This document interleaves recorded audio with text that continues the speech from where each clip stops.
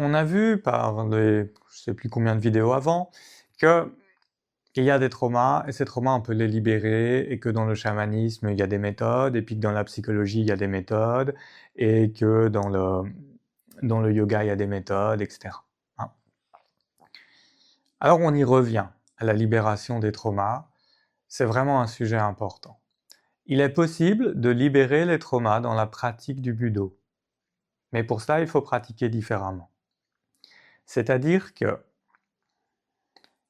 on a une pratique du Budo qui est sympathique, c'est-à-dire que dans notre attaque, on met uniquement ce qui va permettre à l'autre de travailler, on ne met pas vraiment de soi, on ne met pas de sa douleur, on ne met pas de sa colère, on ne met pas de sa haine. On ne met rien de nos blocages, on ne met rien de nous. On a un geste mécanique avec un soupçon d'intention. Parce qu'on est dans une construction avec l'autre et parce qu'on n'est pas dans la volonté de le détruire, parce qu'on n'est pas... voilà, on apprend ensemble. Et donc on maîtrise le geste. Pour maîtriser le geste, on ne va pas mettre le pire truc qu'on ait connu, parce qu'on ne va pas se maîtriser. Alors pour libérer les traumas dans la pratique du Budo, il est nécessaire de mettre de l'intention et d'aller chercher en soi un trauma et de manifester ce trauma dans l'attaque. Et ensuite, la personne qui fait la technique, et c'est là où il n'y a pas franchement de différence entre les différents arts martiaux. Je sais que dans un des principes, j'ai dit, est-ce que c'est valable pour autre chose que l'aïkido? Est-ce que c'est valable pour le judo? La libération du trauma se fait dans la chute. Elle se fait dans le moment de suspension du corps dans l'air et de désynchronisation entre le temps et l'esprit. Il est le moment où l'esprit ne comprend plus, et là ça se libère. Et là c'est compliqué parce que on retrouve finalement ces grandes chutes, ces chutes spectaculaires, ces chutes où il n'y a plus rien au sol. Et après, on arrive au sol, et après il faut gérer cette réception au sol pour ne pas se faire mal. C'est là qu'il y a la libération des traumas. Dans cet instant-là, qui dure moins d'une seconde parfois. Mais le temps peut se dilater. Hein. Donc, c'est là qu'il y aura cette libération. Pour conduire à cette libération, il faut une intention.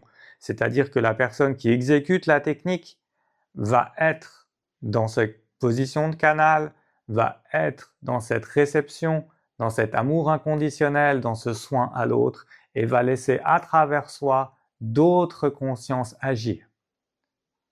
Alors là, il y a des gens qui vont flipper, mais c'est de la possession. Non, vous êtes en fait, jusqu'à présent et jusqu'à ce que vous renonciez au monde, vécu par d'autres mondes, par des consciences. Quand vous achetez un iPhone ou un Android, vous êtes simplement en train de réaliser le désir d'un autre.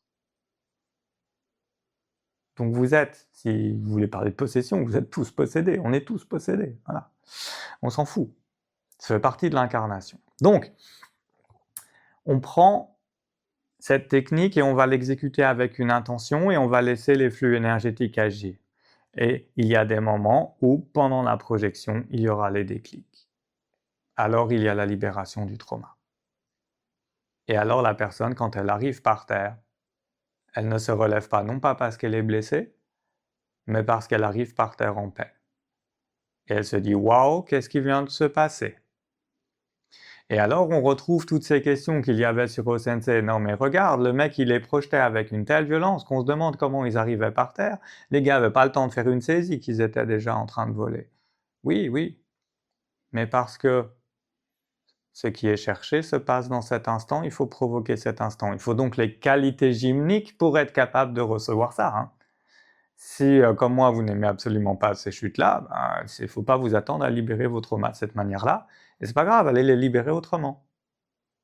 Il n'y a jamais d'obligation.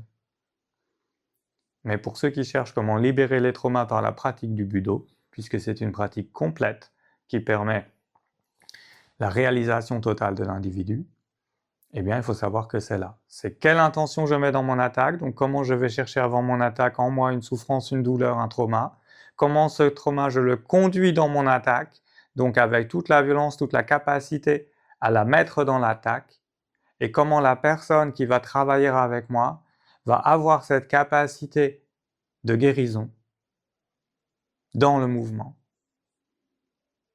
Et alors une fois que j'ai manifesté cette violence, que j'ai sorti ce trauma, que je l'exprime dans la matière, alors je lâche tout.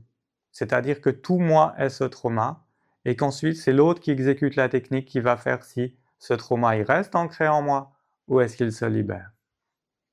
Et tout ne se libère pas sur une seule attaque, il faut parfois un certain enchaînement avant qu'enfin ça lâche. Et alors pour des cartésiens comme nous, c'est compliqué à concevoir. Parce que ça va pas passer par le mental. Parce que le mental va être chanté en fait. Ça va taper tout de suite en dessous, et ça va taper dans des trucs qu'on n'a pas expliqués scientifiquement. Mais voilà, si vous cherchez cette chose-là, vous pouvez l'explorer de cette manière. Vous en avez les clés. Assurez-vous d'être capable de faire ces chutes-là, d'avoir un partenaire suffisamment bon techniquement pour que ça marche bien, et après, d'aller chercher cette méditation et cette capacité à conduire l'énergie de soin à travers la technique. Il y a de quoi s'occuper.